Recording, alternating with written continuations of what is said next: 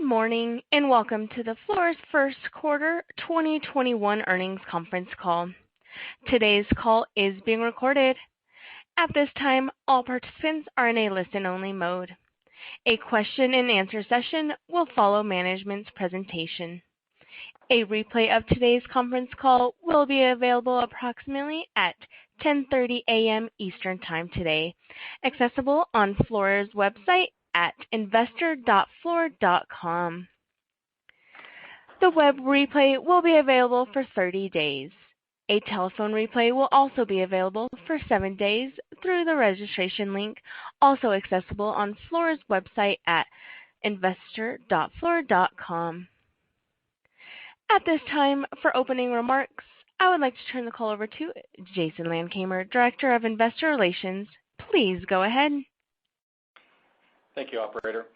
Welcome to Fluor's 2021 first quarter conference call. With us today are David Constable, Fluor's Chief Executive Officer, and Joe Brennan, Fluor's Chief Financial Officer. We released our earnings announcement earlier this morning, and we are streaming a slide presentation on our website, which we will reference while making prepared remarks. Before getting started, I'd like to refer you to our safe harbor note regarding forward-looking statements, which is summarized on slide 2. During today's presentation, we'll be making forward-looking statements which reflect our current analysis of existing trends and information. There is an inherent risk that actual results and experience could differ materially. You can find a discussion of our risk factors, which could potentially contribute to such differences, in our Form 10-Q filed earlier today.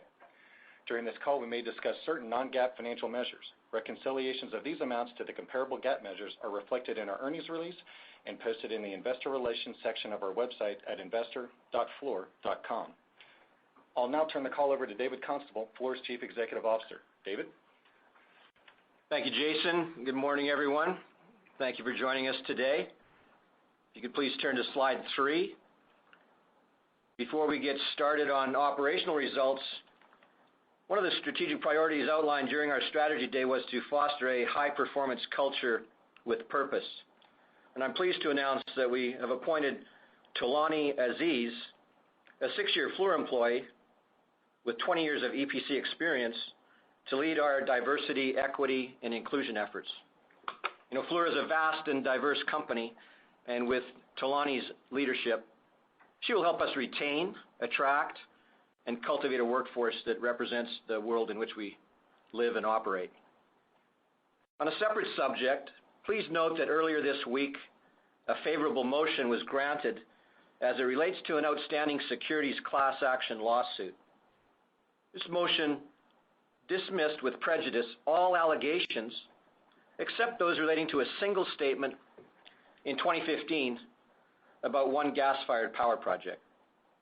While no assurance can be given as to the ultimate outcome of this remaining allegation, we do not believe it is probable that a loss will be incurred. Please turn to slide 4. It's been great to see the vaccine roll out around the globe, and I'm particularly encouraged at the speed of distribution here in the United States. Although there are still many regional challenges to deal with, the end of the pandemic seems to be in sight, which will be a relief to all of us. Currently, well over 90% of our project sites and about 80% of our offices are operating at limited operations or better. One exception is our office in New Delhi, where a surge in COVID cases has caused local officials to issue a lockdown and curfew order effective until May 10th. The safety and well-being of all employees is our top priority. To help support our Delhi colleagues and families that are in medical need, we airlifted several oxygen concentrators from Houston. Our 1,500 New Delhi employees are all now working safely and productively from home.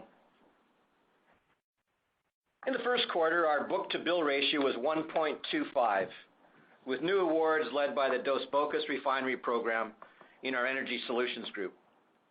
While we continue to see softness in the markets when it comes to capital spending, we anticipate that awards will start to pick up as we get into the back half of 2021. And our teams are busy on front-end work and project pursuits that will help to build a healthy backlog over the next few years.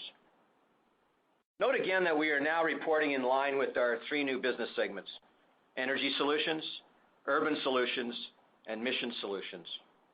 Additionally, Stork is now a part of discontinued operations. Joe will give an update on our divestitures of Stork and Amico in just a few minutes. Moving to slide 5, with regard to NuScale, on April 5th, we announced a $40 million equity contribution from JGC. We know JGC well, having executed projects with them for more than 10 years. They are an ideal partner that can support NuScale's industry-leading, carbon-free energy solution. In addition, this morning we announced that NuScale has retained Guggenheim Partners to explore financing options to fund the commercialization of NuScale's small modular reactor technology. This is consistent with the strategy announced in January to reduce Fluor's equity ownership of NuScale. Regarding our cost savings initiative, efforts are now well underway to streamline the organization. We will be updating you on our progress as the year proceeds. Key to this program will be ensuring the deployment of world-class execution teams onto new prospects over the coming quarters, coupled with the proper level of fit-for-purpose back-office support.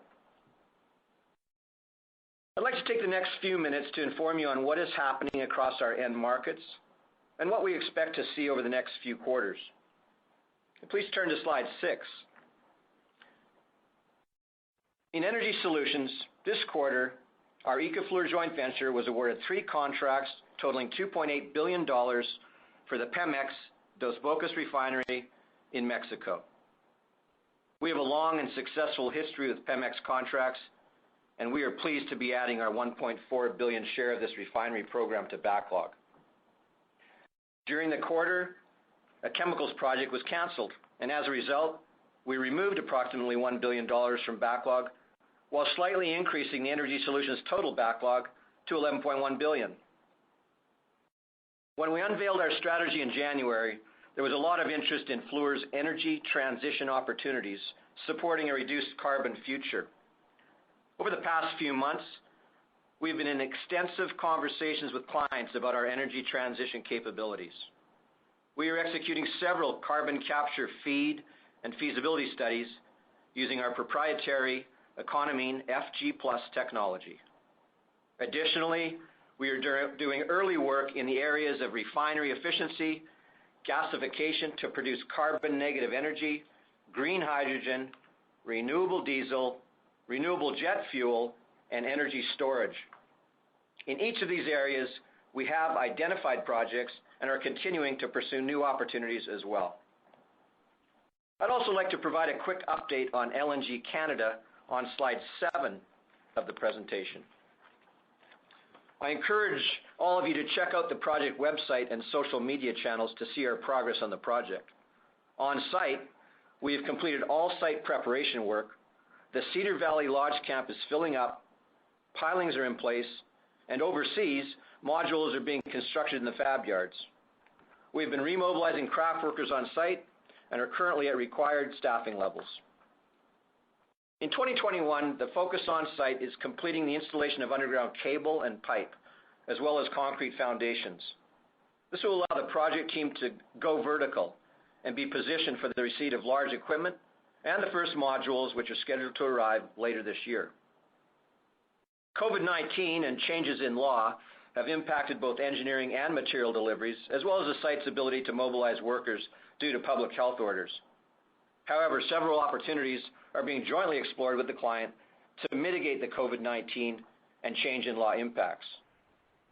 We will keep you updated on the outcome of these discussions.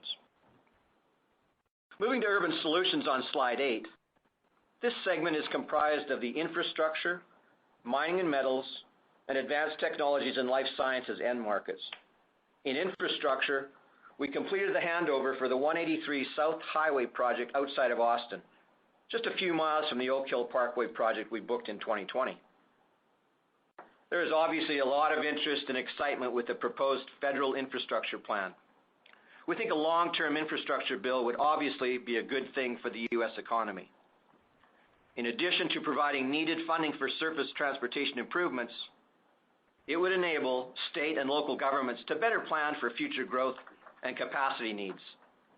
It's too soon to tell what impact the bill could have on Fluor, but we typically experience a 2 to 3 quarter lag between any new federal infrastructure spending and the release of construction and services RFPs within the states. Within our infrastructure focus area of regional projects in selected states, we are tracking some key opportunities in Texas and North Carolina this year. Please turn to slide 9. Next, we remain confident in our mining and metals opportunities and prospects. We are currently completing FEED work that represents $20 billion of potential projects, and we see a robust pipeline of FEED and feasibility studies ahead of us.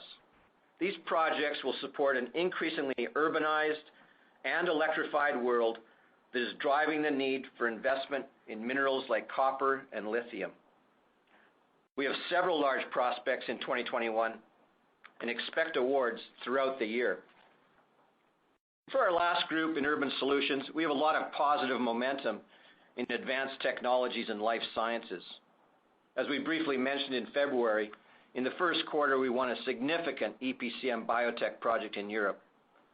This award from Fujifilm is for a world-scale biologics drug substance manufacturing facility that will be used to produce a variety of treatments, including vaccines. We have seen over the last 18 months, vaccine development is an integral part of our global economy, and facilities like this one will be essential going forward in protecting the population. Finally, there's been a lot of news recently about the inability of semiconductor chip manufacturers to increase production to meet demand. While it will take several months for the supply chain to overcome this shortage, this is another area where we can leverage our advanced manufacturing capabilities.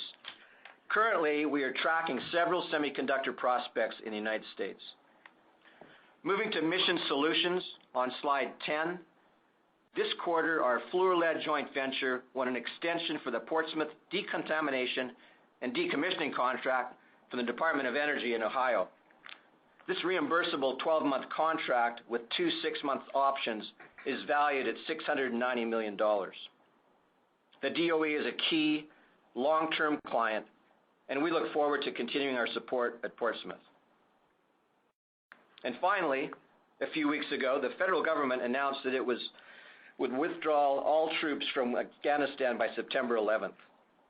Although uncertainty about the pace of withdrawal remains, Fluor expects to book an additional 3-month extension to LOGCAP 4 in the second quarter that will allow us to further support the U.S. Army in Afghanistan until they are demobilized. Before I turn the call over to Joe, I would be remiss if I didn't take the opportunity to acknowledge yesterday's retirement of Peter Fluor from the company's board.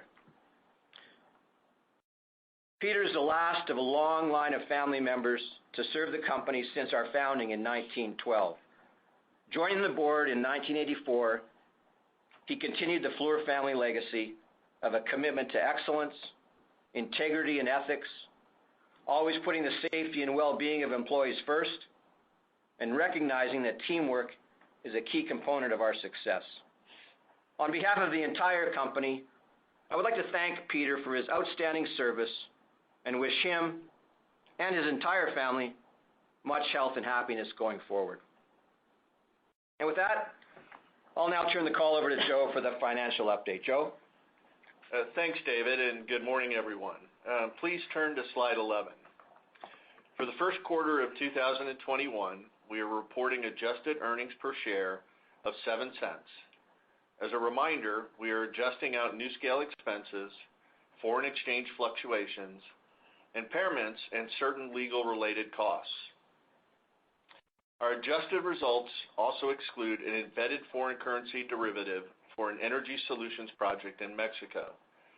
This derivative is based on exchange rates between the U.S. dollar and the Mexican peso and will fluctuate over the life of the contract, or at least until the job has been fully procured. Our overall segment profit for the quarter was $60 million, or 2%, and includes the $29 million embedded derivative in energy solutions and quarterly NuScale expenses of $15 million. This compares favorably to $55 million in the first quarter of 2020. Removing NuScale expenses and the effect of the embedded derivative would improve our total segment profit margin to 3.6%.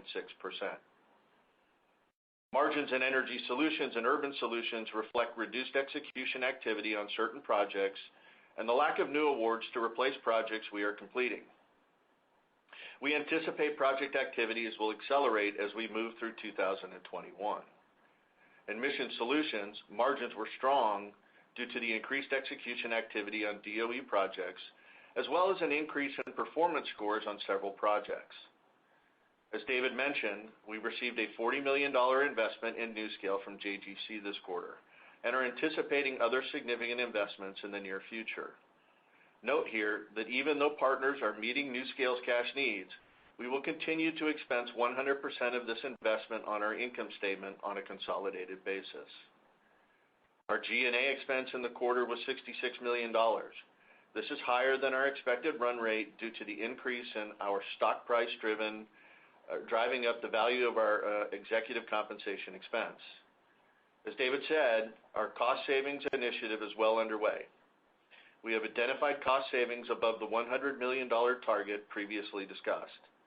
I look forward to providing an update on the progress as we get into the execution phase later this year and transition into a fit-for-purpose organization.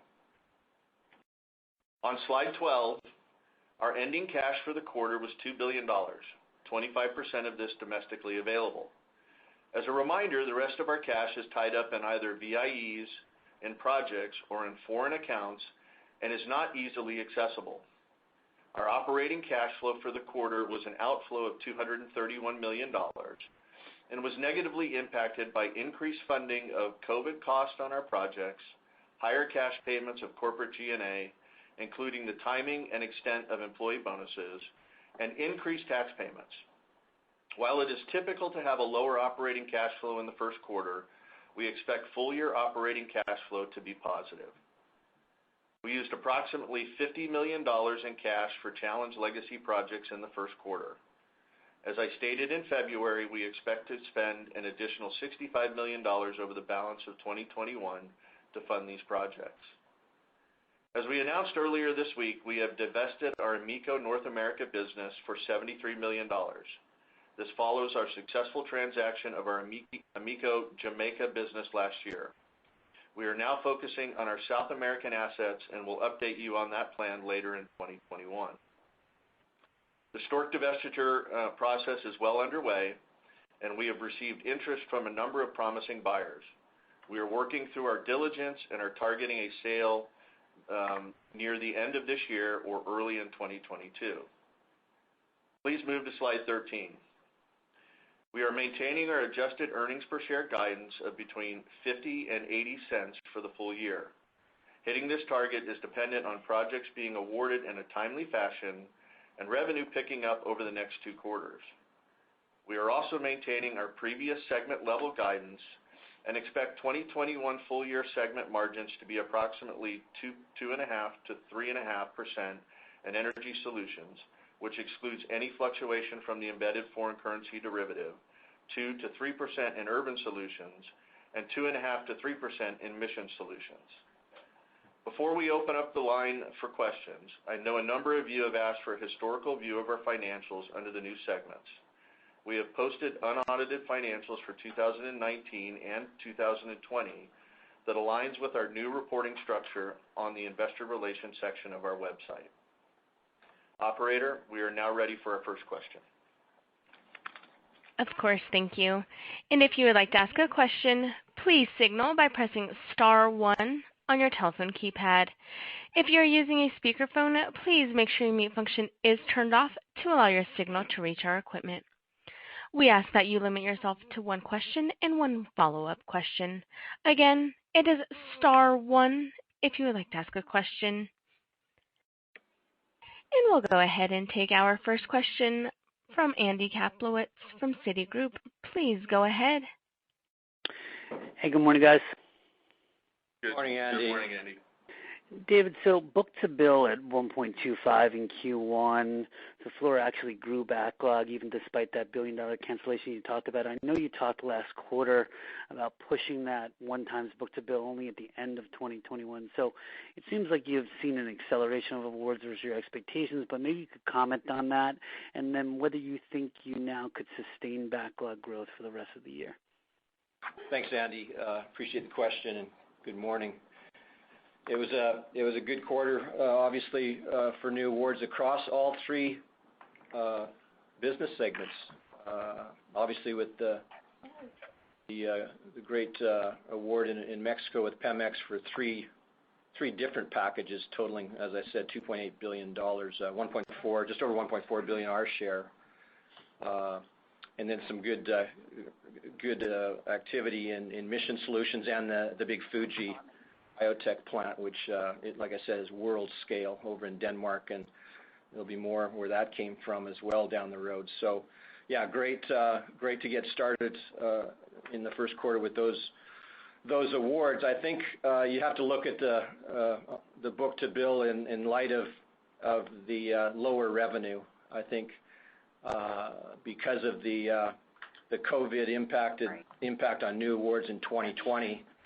And the hangover in 2021 on revenue, and the volumes we couldn't push through on certain very large projects due to COVID, that pulled down that revenue lower than our planned number.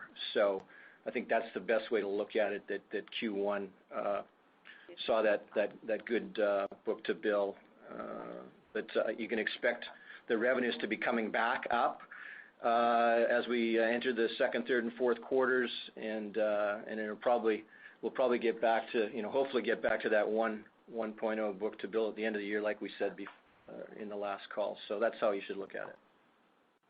Thanks, Andy. David, maybe I can ask you about the cadence then of EPS for the year, based on that revenue comment. You had suggested before, that it would ramp up maybe a bit back-end loaded, but given the slow revenue start, is it more back-end loaded even now, and are we looking at maybe more of a moderate revenue decline versus the sort of slight revenue decline you guided us to for 21 versus 20?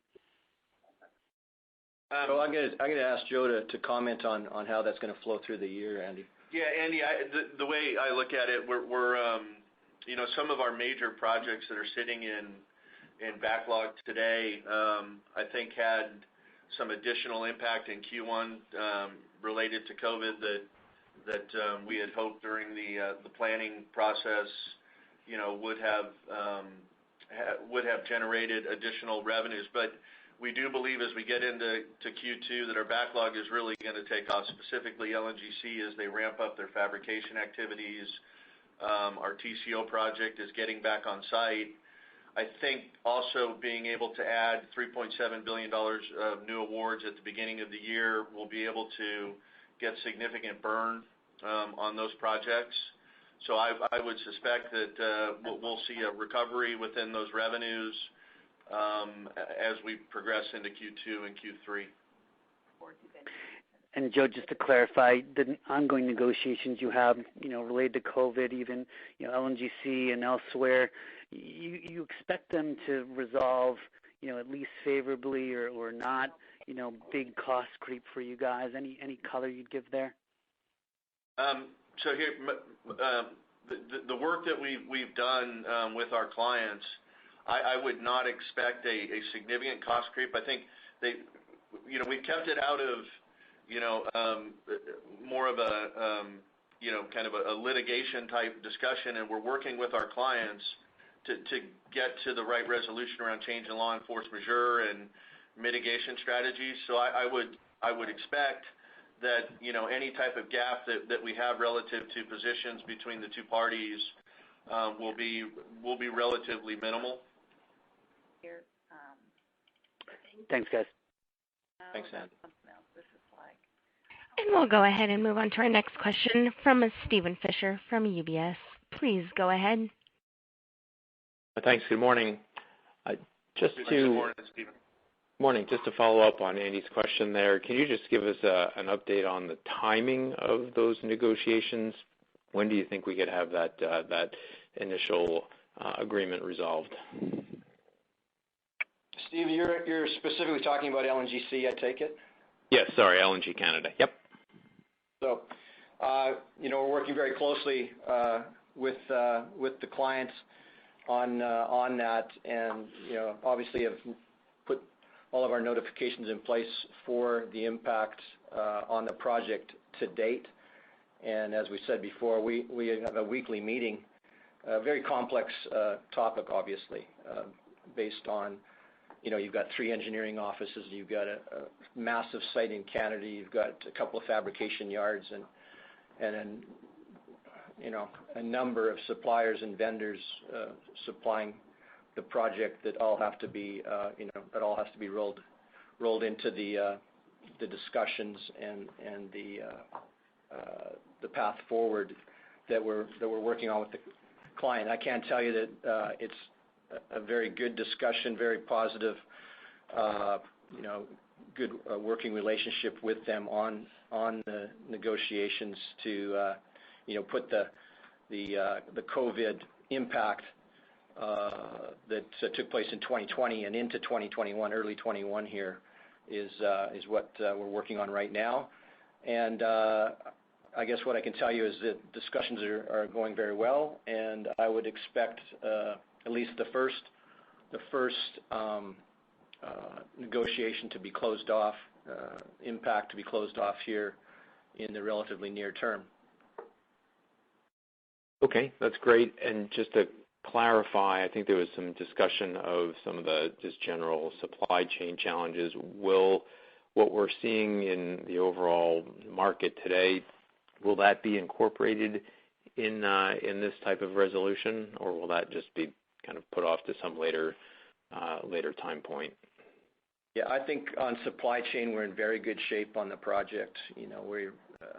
Engineering's almost basically complete, I would say, and procurement is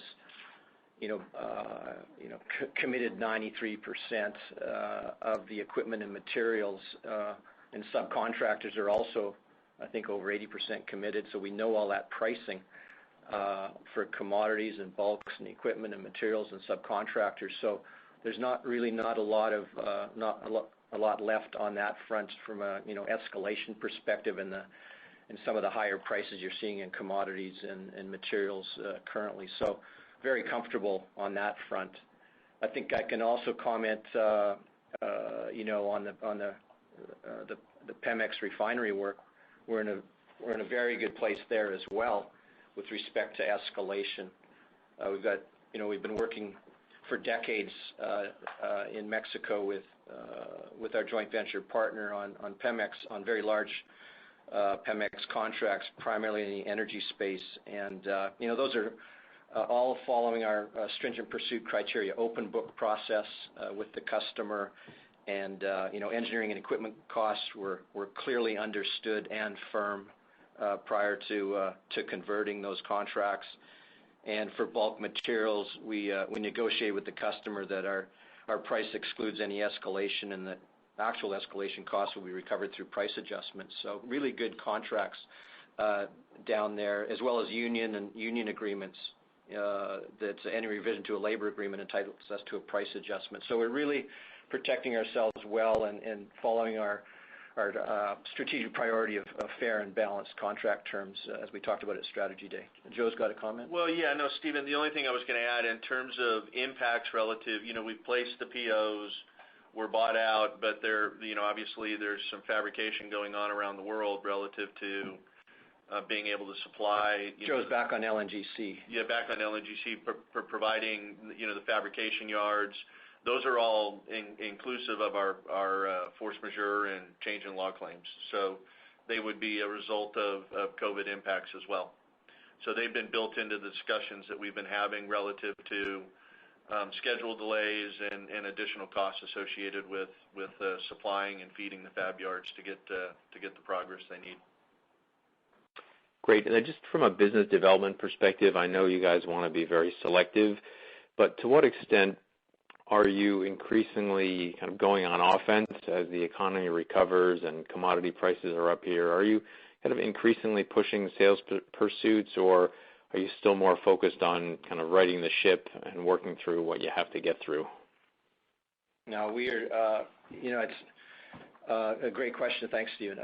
Really focused on key account management with our sales executives and our whole sales operations technology teams that go to market for us. And so that's, got a real, externally, we've got this external push on right now to get to a relationship-based. We're relationship-based in many of our business lines, but across the board, we want to really push a relationship-based approach to our clients, and that's well underway, and we are definitely on offense. Our first strategic priority is to drive growth, right, across the business lines, including non-traditional oil and gas. So I think that's the key area I've been spending a lot of time on. I think most of my time recently has been with the client base and talking with them about all of the expected capex, if you will, taking the lid off post-pandemic and the pent-up demand that's coming at us. So we really are working, in all the growth markets we've talked about, in chemicals, in advanced technology, life sciences, in mining, obviously, and in infrastructure. So that's definitely the plan is to push that first strategic priority of driving growth. We've got great prospects. I've talked last time about all of our feed and study work in-house. We're currently working on over 150 front-end design programs, totaling over $110 billion in total installed costs. That's in-house right now, all early phases, of course, and they don't all go to FID, but it gives you a good indication of how much front-end work is out there. And then we're chasing another about $140 billion in early front-end design and study work in 21 and 2022. So definitely on offense, Stephen. Terrific. Thanks so much. Thanks. And we'll go ahead and take our next question from Jamie Cook from Credit Suisse. Please go ahead.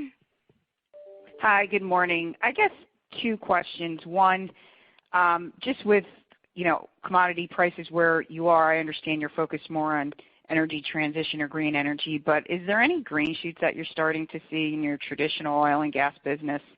It sounds like chemicals is positive, and I'm just wondering, too, what you're seeing in terms of, terms and conditions as the economy starts to improve and you have less players committed to the EPC market or have walked away from it. I'm wondering what that means for potential terms and conditions as we come out of this. And then my second question on the divestitures, I guess in particular Stork, with some of the cost cutting you've done and the economy starting to improve. I'm just wondering if the earnings for that business is potentially underappreciated, and sort of how we think about the conversations with customers in terms of potential valuations that you could fetch for some of these divestitures. Thanks.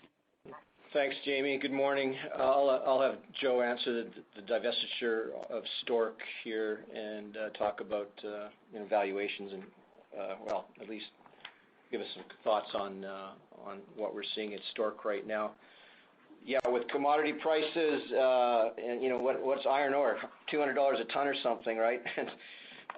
As just one example, copper also there, Brent oil, all these things are driving our clients in the right direction from our perspective. Like I said, I'm talking to a lot of chemical clients right now, a lot of downstream clients on traditional downstream work, in addition to the energy transition that they've got to spend. They're starting to throw billions of dollars at energy transition. Obviously, very early days, but we've got a lot of energy transition work in-house with them as well to look at how they might attack that challenge that we've all got to move to a low carbon future. So, but yeah, I'd say chemicals, downstream, traditional, as you just saw in Mexico, there's more of that. internationally for us.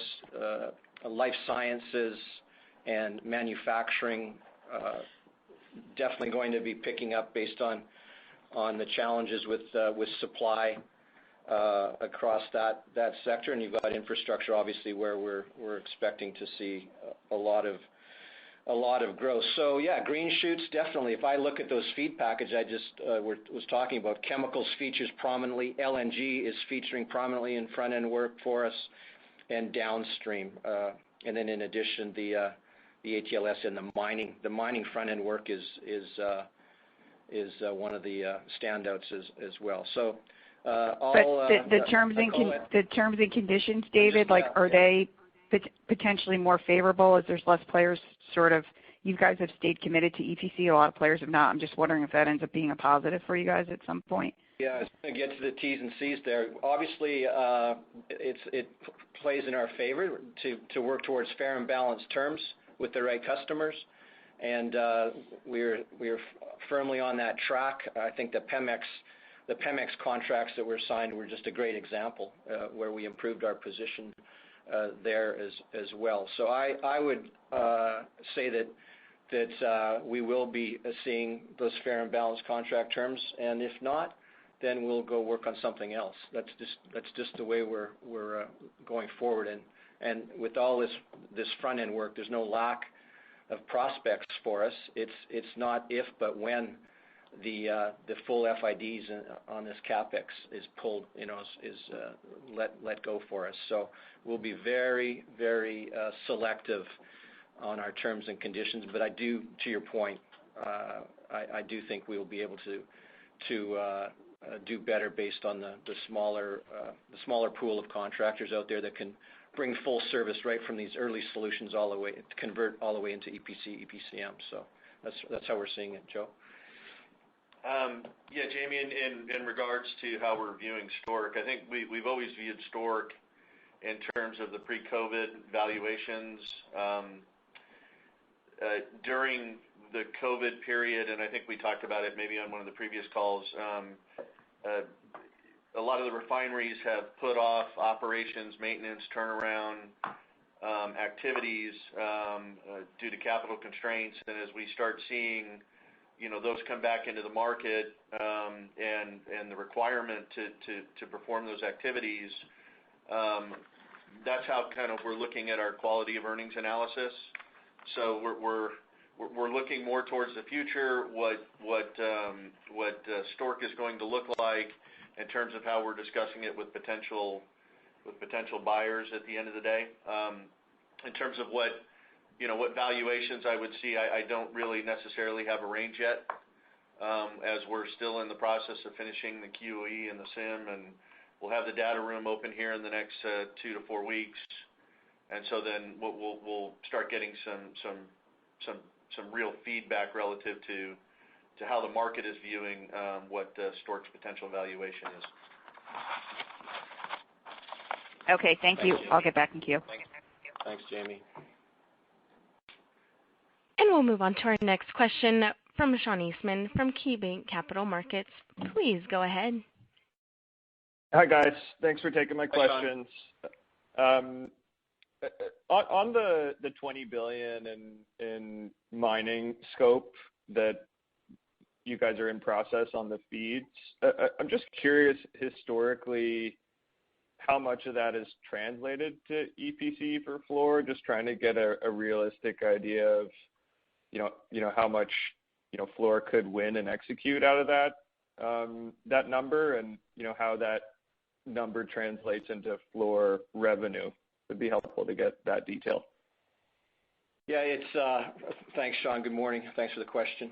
When you just think about just straight prospects out there, the straight prospect list and the total TIC and revenue, we think about probably a 30 to 40% win rate thereabouts historically on prospects.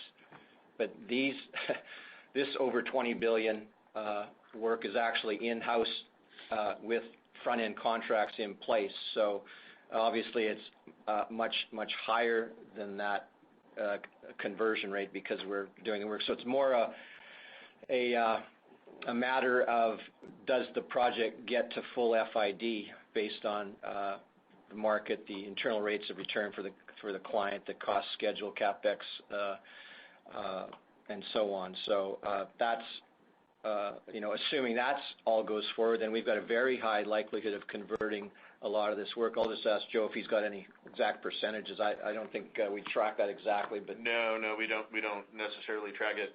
But I would reiterate what David is saying relative to we are essentially in a sole source position doing the feeds, working with the clients in order to get the right return on investment and through value engineering and relationships. So it is a much higher percentage in the position that we're in terms of our win rates typically. Yeah, that's Sean, the way to think about that. If you've already got Fluor in place on your project, you can have a much lower project life cycle cost if you convert into the feed into the EPC, EPCM, because you're shortening your schedule and getting to market sooner. So that's a real, obviously, a value for the client, and that's our going back to strategy day. That's what we're trying to do. We're trying to get front end solutions with all of our customers, bring solutions to the table, and then convert and continue on. Okay, terrific. That's helpful. And maybe shifting over to the cash flow. I mean, you guys have talked about kind of maintaining this cash balance at around $2 billion. There's a lot of moving parts in there. I'd just like to try and flesh out sort of what the underlying free cash flow outlook is for this year, whether that's fully intact. I mean, just isolating that around sort of the debt pay down and funding for lost projects and whatever is included in there for asset sales. If we could just kind of get that bridge, it would be helpful. Yeah, it was a low operating cash flow quarter, and Joe's got the. Yeah, I know. We can talk about the first quarter. There were a number of non-recurring events that occurred in the first quarter. Executive comp payouts. We had the CFHI payment to finalize our investment in CFHI. We had the provisions for the challenge projects, which will ultimately be a recurring impact. We had typically our project working capital adjustments flow from Q4 into Q1, so we have a significant amount of AP. But we do see, based on the backlog and the strong bookings in quarter one, that we will maintain and slightly grow our cash flow. What's not included yet is the Amico divestitures, the $73 million.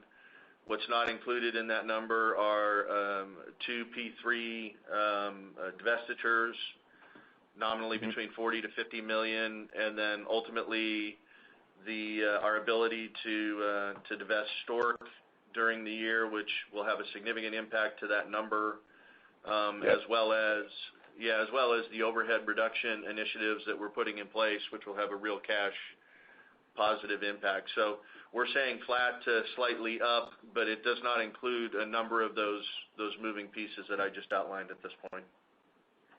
Okay, helpful. Thanks for the time. And as a reminder, if you would like to ask a question, please signal by pressing star 1 on your telephone keypad. Again, it is star 1 if you would like to ask a question. And we'll go ahead and take our next question from Michael Dudas from Vertical Research. Please go ahead. Good morning, gentlemen. Hey, Mike. Good morning, Mike. So maybe in the urban solutions area, certainly mining is going to be a big positive going forward. Maybe you can elaborate a little bit more. You touched on the vaccine. You just mentioned the vaccine project, there are others to come. You talked about semiconductor. Maybe you can flesh out some more on scope timing in your pipeline or the funnel opportunities. And, do you expect acceleration because of what we've been seeing on the supply chain front in, say, domestically in the United States or worldwide? Is that something that can, actually provide meaningful booking opportunities later this year? Is that something that's more looking into 2022 on those projects? Well, thanks, Mike. Good morning. The HLS business is doing extremely well. Their offices are full of home office engineering talent doing lots of work around the world and actually bringing in personnel from other business lines to support them. So they're very, very busy, and they're busy in data centers. They're busy in manufacturing. They're looking at quite a number of, as I mentioned earlier, semiconductor chip plants, primarily here in the United States, some massive facilities. And then obviously life sciences, where they continue to make progress. So, their new awards will be spread across 2021 and just continuing to grow. I don't think we would disclose the exact prospect list or the expected new award values to you, but you can really look at it that way, is that they're going to be picking up as you go through 21 and into 22. So they're in very good space right now. And again, they're a faster book and burn as well. Their projects come up fairly quickly and burn fairly quickly. That's they don't have a lot of like mining and metals or energy, a lot of long-term projects, but they come up fast and they burn fast. Do you want to add anything, Joe? No, I think that's appropriate. Thank you. And my follow-up is regarding your announcement on NuScale today. Can you characterize that? Is that quicker than expected? What you had thought? The timing and structure of this of the financing is obviously to fund NuScale, but also is there a monetization opportunity for you and the other partners? Maybe you can flesh that out. And what do you think about the timing and the structure that certainly early indications that you're seeing with regard to accelerating net zero carbon power opportunity, which should be well received in the marketplace once people understand it. Yeah, and people are starting to understand it. We've got great partners at the DOE, the DOD certainly get it, and the utilities coming along, and it's very exciting times, and not just in the U.S. but internationally. Canada obviously is a nuclear country, as is Japan, and many others that we're getting a lot of incoming interest coming in into NuScale and seeing how that, as I said, industry-leading technology because of its certification by the NRC, the only SMR, small modular reactor, to have that certification. So placed extremely well in the market and seeing just a lot of interest. And, we're pleased with the additional monies coming in, JGC, the $40 million that Joe talked about. And, we believe it's the appropriate time to explore how to unlock more value from NuScale for Fluor shareholders, and we've got the Guggenheim engagement now that are going to be exploring opportunities to monetize the investment. And as we said in January at the strategy day, overarching goal is to start to monetize Fluor's investment in 2021. So we've got renewed interest from existing investors that we've got and new investors post the JGC announcement. So got generating significant interest to come in and bring equity to commercialize, support the commercialization. Partners supporting engineering, procurement, fabrication, and construction of the program. And again, you couple that with Guggenheim driving financing options. All options are focused on monetizing Fluor's equity downward.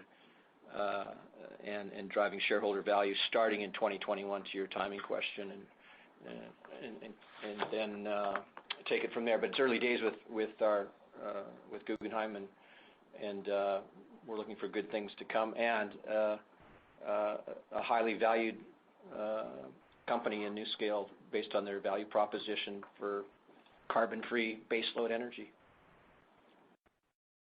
Excellent. Thanks, David. I appreciate it. Thanks, Mike. And with that does conclude our question and answer session for today. And I would now like to turn the call back over to David Constable for our closing remarks. Thank you, operator. And many thanks to all of you for participating on the call today. And today's results are beginning to show that Fluor's is strategically shifting to align with our priorities outlined in January at our strategy day. Please stay safe, and hopefully we'll be meeting in person relatively soon. In the meantime, we appreciate your interest in Fluor Corporation, and thanks again for your time today. Thank you. And with that does conclude today's call. Thank you for your participation. You may now disconnect.